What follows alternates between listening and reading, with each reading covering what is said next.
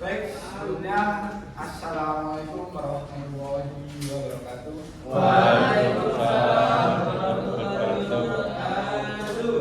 Baik, alangkah baiknya sebelum pembelajaran kita dimulai, mari kita berdoa dan pembelajaran nanti diberi keselamatan, diberi ilmu yang bermanfaat.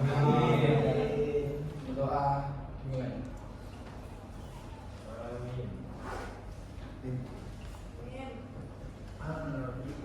Selamat pagi. Semangat kan ini? Terima kasih. Sebelum itu apa di sini ada yang sakit? Saya semua ini. Kurang gizi ya? Mas Yoga ini gimana? Kurang gizi semua ini. Kurang gizi semua? Iya. Oh iya, nanti saya kasih gizi. Apa ada yang tidak masuk juga? Banyak siapa aja? Agnes mana kelas? Oh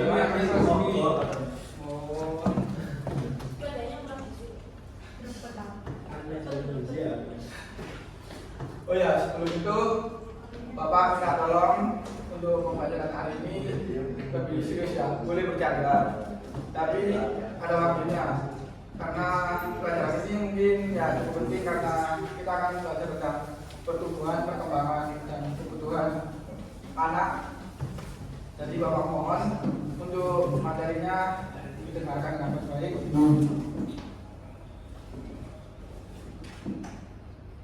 Sebelum itu Bapak ingin tanya kepada kalian, kepada Mas Kapten aja. Apakah sudah pernah belajar apa itu pertumbuhan, perkembangan dalam di kelas sebelumnya? Kan sekarang kita ada di kelas SMP, kelas 7. Nah, di kelas SD, apakah Mas Davin sudah pernah belajar apa itu pertumbuhan dan apa itu perkembangan? Pertumbuhan itu anak yang bertumbuh. Apa aja Mas yang bertumbuh? Apa yang bertumbuh itu? Tubuhnya Tubuhnya bertumbuh lebih tinggi. Oh ya. Kalau berkembang itu Berkembang ada dulu. Apa dia juga? Apa Mbak Karma? Kalau perkembangan itu lebih ke kognitifnya atau pola pikirnya. Oke, baik, betul.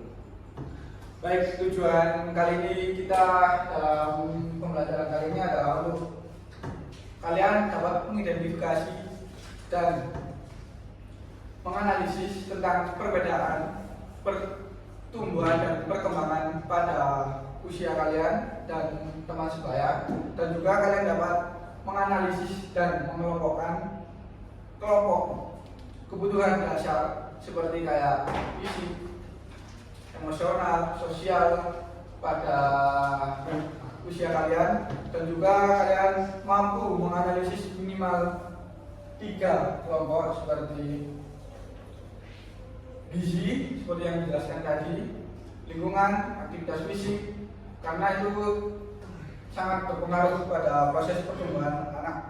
Dan yang keempat, kalian harus sudah mampu dalam berpikir secara mandiri dan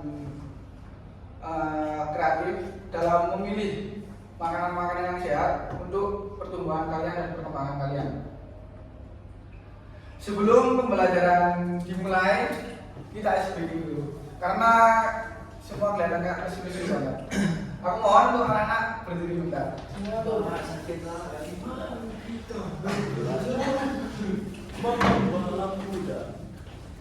SBQ-nya kita yaitu menulis angka.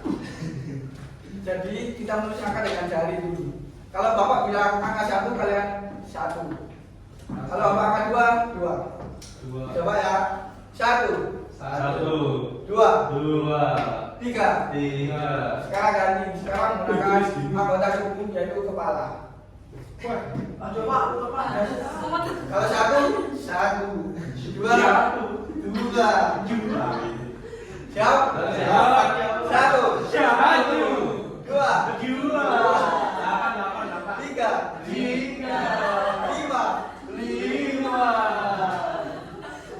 8. Oke, baik, terima kasih.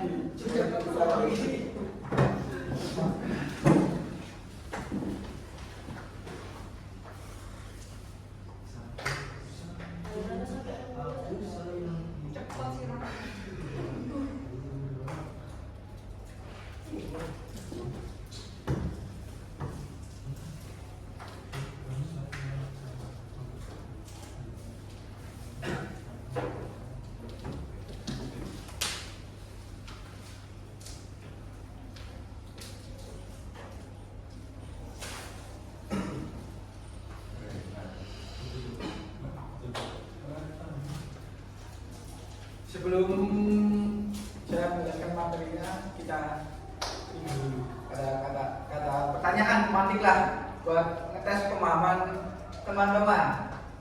Saya ingin tanya kepada Mbak Namira aja.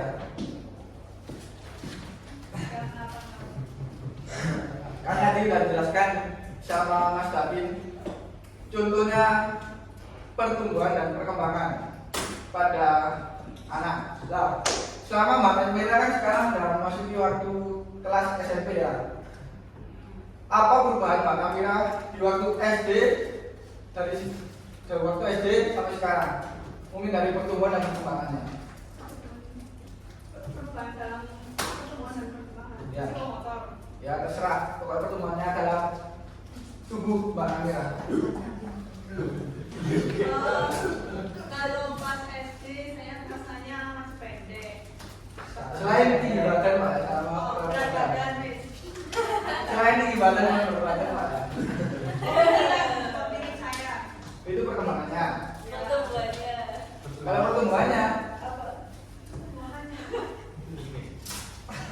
Panjang kaki. panjang kaki, panjang kanan lah. Dari bisa. Ukuran kaki. Hah? Enggak. Ini panjang kaki. Kalau SD ukuran saya masih 31, 35, nanti pas SMP udah menginjak ke 35, 37, seperti itu. Terus ukuran apa lagi ya? Oke betul. Sekarang saya tanya kepada Mas Iban. Kan pada waktu SD, mungkin waktu SD kan kita sering kehilangan pensil, pulpen pasti kan sedih dan marah. Nah, untuk waktu sekarang, apakah Mas Iban masih kalau kehilangan pensil, pulpen, apakah masih sedih atau menangis? Masih. Apa masih marah? Kadang ya. Tapi Ada pulang dia, langsung pulang dia. kemarin masih ke toilet Pak. Masih ke toilet. Aku sih ngilangin bensin ada Pak. Oh, jadi waktu SD itu sering nangis ya? Sering nangis dan sering marah? Pulang dia, pulang. Tapi sekarang? Sama-sama. Itu dia ada bangsa kemarin. Kami ya apa lah itu. Terakhir, saya tanya kepada Mas Tafa.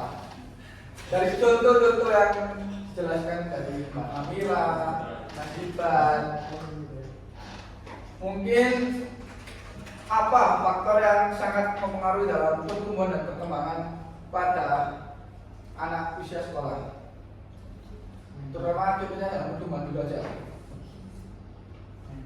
Langsung pertumbuhan perkembangan tuh apa yang sangat mempengaruhi? Komunitas Ya, beres. makanan Ya, bener, makanan. Terus Minuman. minuman apa? Minuman yang tidak sehat Pak. Soda. Ini yang nggak sehat ya. Apalagi Mas Jawa? Mental ya, termasuk juga ya. Makanan, terus pubertas itu sebenarnya itu pertumbuhan ya termasuk sih. Kenceng itu, Pak. Apanya yang kencang? Pubertasnya. Oh, pubertasnya. Ya kita langsung lanjut ke materi aja. Kita akan membahas materi tentang pertumbuhan, perkembangan, serta faktor-faktor yang mempengaruhi anak usia sekolah. Nah, ini lebih jelas lagi pengertian tentang pertumbuhan dan perkembangan. Yaitu pertumbuhan adalah proses bertambahnya ukuran fisik pada makhluk hidup. Contohnya seperti yang dijelaskan oleh Mas David tadi, pertumbuhan yang di badan, berat badan, volume organ tubuhnya lebih besar. Kalau yang perkembangan itu seperti adalah perubahan menuju kedewasaan seperti dijelaskan oleh Mbak Erma tadi, seperti pemikirannya semakin cerdas, pola pikirnya bertambah, dan juga fungsi organ tubuhnya lebih maksimal daripada waktu usia kecil. Karena kalau waktu usia kecil kan kita kurang lah. Nah, ini faktor-faktor yang mempengaruhi pertumbuhan dan perkembangan. Yang pertama yaitu internal. Internal yaitu genetik. Saya mau tanya dulu kepada Mas Haji. Mas Haji, keluarganya sehat? Alhamdulillah. Bapak ibunya pendek apa tinggi? Pendek. Pendek. Tinggi. Tinggi apa pendek? Yang mana sih? Berarti Tinggi Mas lah. Haji, Yang rabi ibu loh. apa bapak yang tinggi? Dua-duanya. Tinggi. Oh, Ya. oke. Berarti itu adalah salah satu contoh dalam genetik. Dan yang kedua adalah hormon. Yang selanjutnya itu masalah faktor yang kedua adalah eksternal. Nutrisi. Nutrisi itu sangat penting dalam melakukan pertumbuhan dan perkembangan. Karena kalau nutrisi kita kurang, pasti kita akan pertumbuhan dan perkembangan kita lambat. Dan yang kedua adalah lingkungan. Ini lingkungan juga sangat mempengaruhi bagi pertumbuhan dan perkembangan anak. Karena kalau lingkungan kita sangat jelek, pasti akan mempengaruhi pertumbuhan dan perkembangan kita. Dan yang kedua, aktivitas fisik, olahraga. Olahraga itu sangat penting. Karena kalau kita sering olahraga, pasti pertumbuhan dan perkembangan kita cukup pesat daripada anak yang kita olahraga. Karena kebanyakan anak yang kita olahraga itu pasti pertumbuhan dan perkembangannya lambat dibandingkan dengan anak yang olahraga. Saya sering olahraga kok pendek Pak. Kan tadi sudah dijelaskan ada faktor dua faktor. Yang pertama tadi internal dan eksternal. Mungkin salah satunya adalah masalah genetiknya. Tapi saya tanya mah. Apa Pak? Iya. Apa Mas? Jadi kan genetiknya Pak ya. Ya. Itu kira-kira berapa persen Pak? Soalnya saya juga melihat banyak sekali orang tua yang pendek tapi anaknya bisa 2 meter. 2 meter lah. Nah, Enggak gimana? Pak, saya sama orang tua saya segini Pak. Masa segini. Nah, itu gimana tuh? Itu ada perbandingan beda sama Mas Haji? Mungkin kemarin yang kata dokter adalah 60 sama 40%. Jadi faktor genetik ini murni dari orang tua. Karena kalau yang kayak Mas Yoda katanya kebanyakan anaknya tinggi, orang tuanya pendek, itu karena masalah nutrisinya. Masalah nutrisi dan pola makanannya terjaga, pasti di situ dapat mempercepat pertumbuhan tinggi badan dan pola pikir. Gimana? Dan yang terakhir yaitu pola asuh. Pola asuh ini juga pola asuh. Oh, ada aja. Ada. Saya juga beneran aja. Maksudnya cara kita mengasuh sebagai nanti kita sebagai orang tua.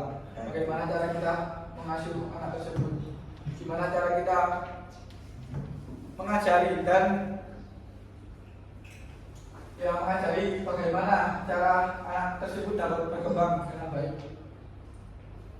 Next, yaitu ini ada tahapan pertumbuhan manusia, ada 5 tahap. Yang pertama yaitu tahap balita, yang kedua ada tahap kanak-kanak, yang ketiga tahap remaja, yang keempat tahap dewasa, yang kelima tahap usia lanjut. Saya mau tanya kepada Mas David, sekarang Mas David berada di tahap berapa? Tahap remaja. Tahap remaja. Tahap remaja umurnya berapa? Mulai dari umur berapa? 18, 17 sampai 20 tuh. Bagaimana Kak? Dari umur 14 Sampai? sampai 2, kalau 20 21 itu remaja, akhir 21 Ya. itu dewasa. Oke, betul. Remaja. Mas Haji sekarang umur berapa? 21 Pak. 21. Masih tahap remaja? Masih lanjut. Oke, next. Nah, jadi kita akan belajar tentang sifat-sifat pertumbuhan jasmani pada usia 6 sampai 12 tahun. Pada usia 6 sampai 12 tahun ini, pertumbuhan jasmani relatif lambat dibandingkan dengan perkembangan pada usia sebelumnya. Jadi pada usia baru lahir sampai umur 5, perkembangannya dan pertumbuhannya cukup lambat dibandingkan dengan usia 6 sampai 12 tahun. Apalagi kalau perempuan ya memasuki akhir mau pubertas, itu pasti pertumbuhan lebih cepat dibandingkan dengan laki-laki. Contohnya seperti pada pubertas pada anak laki-laki seperti kayak suara membesar. Kalau pada anak perempuan pasti suara membesar. Ya. Dan juga kalau pada anak perempuan pasti haid dan buah datang membesar. Buat apa itu, Pak? Yang kedua yaitu perkembangan jiwa, emosi, sosial, dan intelek. Yang pertama adalah mulai belajar menghitung, membaca, menulis, dan komunikasi. Pada usia 6 sampai 12 tahun pasti di sekolah-sekolah atau orang tua pun pasti sudah mulai mempelajari anaknya bagaimana cara menghitung, membaca, menulis, dan komunikasi. Dan yang kedua adalah nilai religi, agama, etik, dan estetik belum mendalam. Pasti kalau di umur 6 sampai 12 tahun agama kita pasti masih ambang-ambang lah. Ada yang masih nikah, ada yang belum. Kebanyakan masih ngambang. Dan juga ketika dalam pada masa pubertas, energi meluap-luap dan hubungan dengan orang lain masih canggung. Gimana, Pak?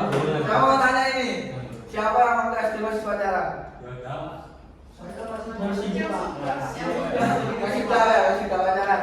Betul ya, Bapak? Kamu ya tahu? Aji dari TK Pak. Jodohkan ya? Iya Pak. Madura Pak ya. Madura Pak. Di Karena pada masa ini pasti kayak perempuan ini sering marah-marah pastinya. Bentol. Langsung keluar contohnya. Pasti nak perempuan sering marah-marah dan juga pasti keluar gitu loh. Itu Pak. Statue dia, Pak. Statue. Dan juga hubungan yang lama itu masih canggung. Ya, pengalaman pribadi saya. Asik. Bagaimana tuh? Masih canggung ya. Kalau berhubungan mau sama-sama sama pacar sendiri, padahal pacar sendiri ya. Itu sudah dibilang. Itu manggilnya itu, Pak. Papi-papi manggilnya Iya Pak. bu. Atau bubuk. Atau ayah bunda. Abi Umi. Next. Dan ini yang ketiga yaitu adalah kebutuhan. Yang pertama adalah jumlah makanan yang cukup serta mempunyai nilai gizi yang tinggi. Jadi materi sebelumnya sudah dijelaskan betapa pentingnya makanan yang nilai gizi cukup untuk pertumbuhan perkembangan. Dan yang kedua adalah latihan jasmani dan istirahat yang cukup serta teratur. Banyak sekarang para olahragawan itu olahraganya teratur, tapi istirahatnya kacau. Oh, ini contohnya. Jelas. Makanya kan kok bukannya agak Lemas gitu. Sayang dulu Pak. Pak Amir jomblo itu. Pacarnya 5, Pak. Oh, 5. Yang ketiga adalah tindakan pencegahan penyakit. Jadi kan kita pasti udah merasakan kayak mau pusing, itu kan pasti udah merasakan lah. Itu gimana cara kita untuk sebelum itu minum obat mencegah, jangan malah membiarkan penyakit-penyakit itu semakin parah. Dan yang terakhir yaitu faktor-faktornya. Faktor-faktornya yang pertama adalah masalah gizi ya, yang antara lain disebabkan oleh faktor emosional. Itu Mbak Namira ya. Faktor emosional sangat berpengaruh pada pertumbuhan dan perkembangan. Karena kalau Mbak Namira sering marah-marah pasti pertumbuhan tinggi badannya lambat. Dan yang kedua penyakit pastinya. Yang terakhir ketiga kontak lingkungan yang lebih luas sehingga dapat menimbulkan konflik karena perubahan-perubahan di dalamnya. Ya memang benar. Karena kalau kita punya relasi yang cukup besar pastinya kita akan mengalami ada konflik-konflik yang terjadi. Itu karena dapat menyebabkan konflik-konflik itu menyebabkan kita stres, banyak pikiran. Contohnya konflik ya, seperti kayak perempuan lah pastinya, banyakan tetanggaan, bersama tetangga, pastinya gibah lah itu, karena gibah. Menimbulkan konflik.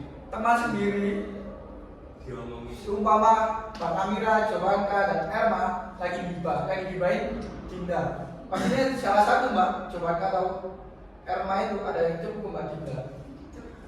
Pastinya itu akan menimbulkan stres buat Mbak Dinda.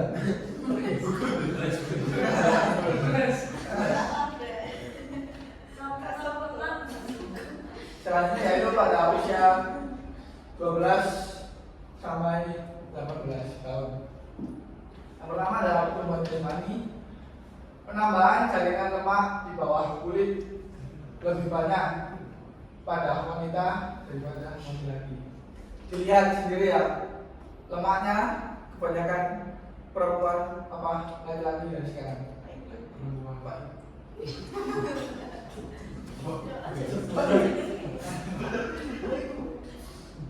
Ada cepak bola juga. Dalam di dokter-dokter itu dijelaskan lemak itu lebih banyak di wanita daripada di laki-laki. Kalau pagi-pagi itu mungkin itu masalah genetik ya dari orang tuanya. Genetik dari orang tuanya udah gemuk, udah obesitas, turun ke anaknya itu obesitas juga. Soalnya kan Kurus, anaknya kurus. Mungkin kalau kebetulan itu kebanyakan IPA dari awal dari kecil itu kebanyakan makan atau kayak gitu. Ini telur babi. Atlet kok. Dan yang kedua yaitu jaringan otot-otot pada anak laki-laki lebih berkembang daripada pada anak perempuan. Lihat tangan-tangan para laki-laki pasti otot-ototnya keker-keker. Wah, mana ada itu, Pak? Mana ada itu, Pak? Kenapa? Barunya keker ya. Dibandingkan dengan perempuan, lihatlah perempuan tangannya pasti mulus, gak ada kayak urat-uratnya. Ya ini bulu Pak. Enggak ada bulu. Dari luar banyak. Tapi kalau laki-laki pasti lebih banyak.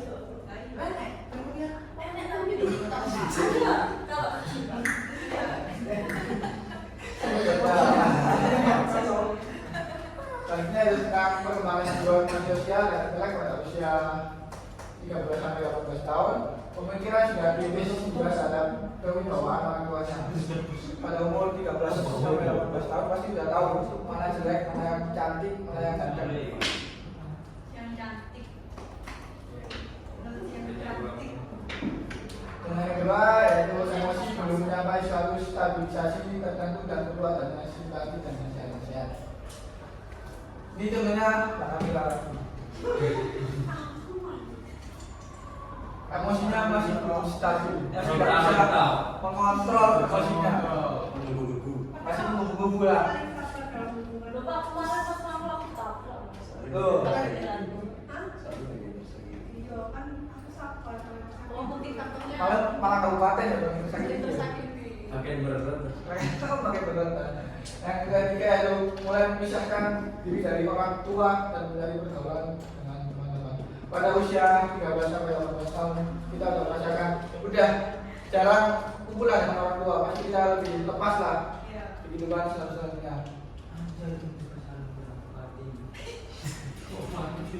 Yang ketiga itu kebutuhan.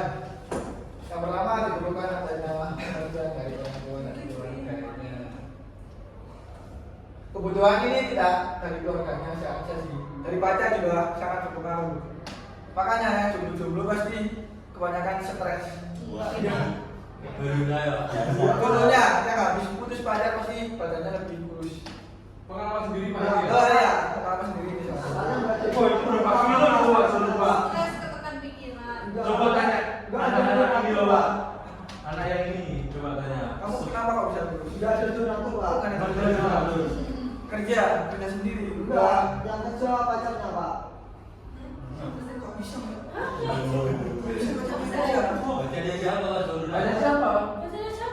Sampai punya Tidak surat? ada pak. Nggak ada. Ada kota pak. Apa jangan orang? Iya.